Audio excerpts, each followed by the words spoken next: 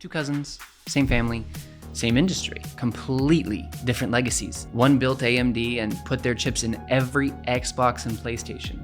The other built a company so critical to AI, it's now worth more than Google and Meta combined. One focused on competition, the other on domination. This is the story of Jensen Huang and how he turned NVIDIA from a scrappy 3D graphics startup into the most important tech company on the planet. Not just in gaming, not just in AI, in compute. Hey, I'm Joshua, and you're watching Patchnotes.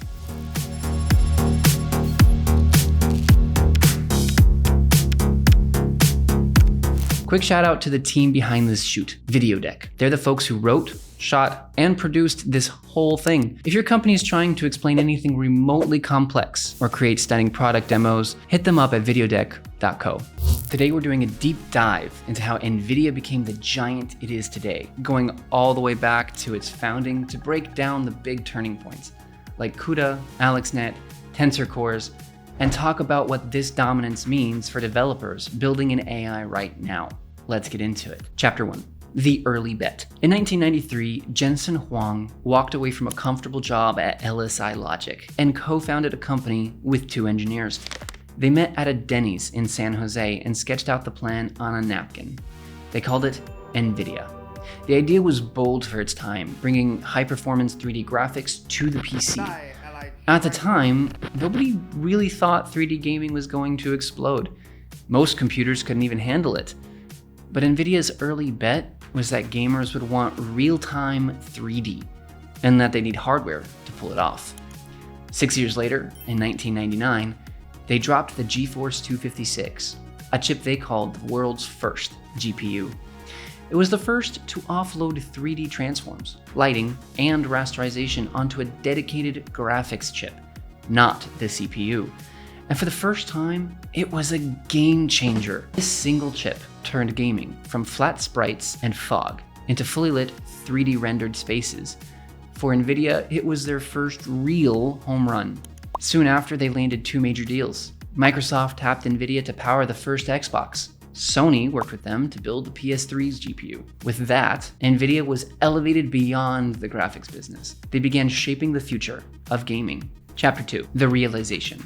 By the early 2000s, NVIDIA had built a loyal following in gaming, but something strange started to happen. Researchers, physicists, chemists, quants were buying gaming GPUs, not to play games, but to do math. See, unlike CPUs, which might have 4 or 8 powerful cores, GPUs had hundreds of smaller ones. They were slower individually, but together they could perform massive numbers of operations at once. Perfect for matrix math, simulations, and parallel workloads. NVIDIA noticed this trend and decided to do something game-changing once again. In 2006, they released CUDA, a programming model that let developers write C and C++ code to run directly on the GPU. No more weird graphics workarounds, no more shader hacks. Now you could just write normal code and unlock the power of hundreds of parallel cores. CUDA made NVIDIA GPUs useful for everything, from climate modeling to video encoding to high-frequency trading. And crucially,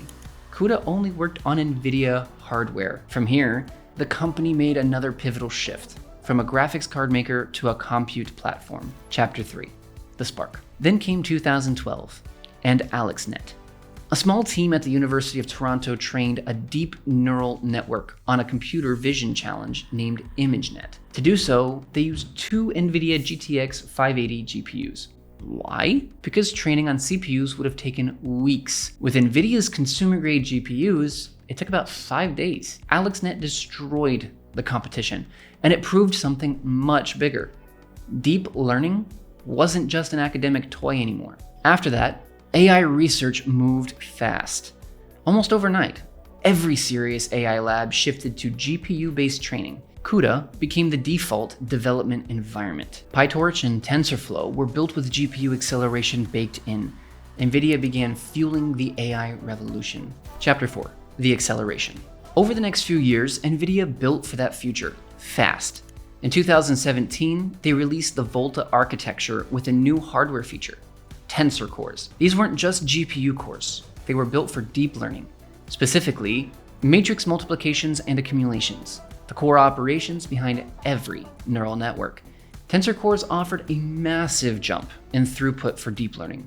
Suddenly, models that took days to train could be done in hours. Then came Ampere and the A100 chip. 54 billion transistors, mixed precision compute, massive memory bandwidth, and multi-insistent GPU or MIG tech, letting a simple chip behave like up to 7 GPUs. And in 2022, the H100, 80 billion transistors, PCIe 5.0, HBM3 memory at 3 terabytes per second. A new transformer engine optimized specifically for, you guessed it, transformer-based LLMs. The H100 was NVIDIA's full-court press on the generative AI wave. It landed in data centers across the world, from Meta and OpenAI to Tesla and every cloud provider you can think of. Chapter 5, the lock-in. Here's what made it all stick, the stack. It wasn't just CUDA. It was cuDNN for deep learning ops, TensorRT for optimized inference, NCCL for multi-GPU training, NVLink for high-speed GPU to GPU communication, MIG for resource isolation, and a huge library ecosystem, all tied to CUDA. Together, they gave developers not just speed, but tools, stability, support. You could build, scale, and ship AI products faster than anywhere else if you built them on NVIDIA. And that's what most people did. Today, millions of engineers and researchers write code using NVIDIA's tools. Many AI startups and labs are, by design, CUDA native. The trade-off? Lock-in. Porting to AMD or Intel isn't impossible, but it's painful. You lose performance, you lose support, you spend time reworking things instead of building. It's not just a chip anymore. It's an ecosystem, and it's sticky. Chapter 6. Meanwhile at AMD. Now let's bring it back to the cousins. While Jensen Huang was building a new computing empire, Lisa Su, his cousin, took the helm at AMD, and she pulled off one of the most impressive turnarounds in tech history. AMD launched Ryzen, CPUs that put real pressure on Intel. They won the Xbox and PlayStation chip deals, and in the server space, AMD's EPYC chips started carving out market share.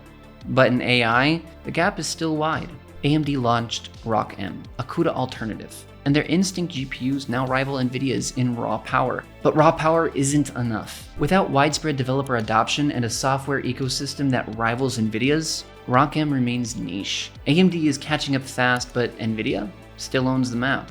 Chapter 7, the boom. Then came 2003 and the floodgates opened.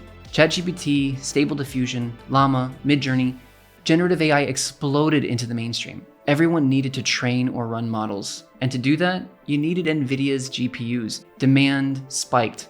Data centers scrambled. Startups couldn't get enough cards. Prices surged. Scarcity became a bottleneck for progress. NVIDIA's revenue? It went vertical. They hit a $1 trillion market cap, then $2 trillion.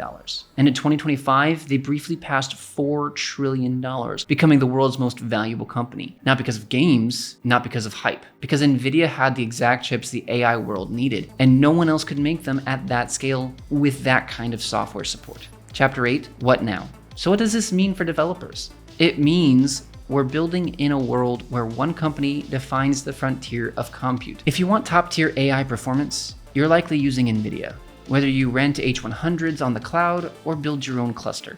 It also means you're investing in an ecosystem that's incredibly powerful, but not exactly open. Alternatives exist. AMD is improving, Intel is trying, Google has TPUs, Amazon's designing their own chips, Meta has theirs too. But they all face the same problem, developer inertia. CUDA is everywhere, and it's not going away anytime soon. The cousin rivalry?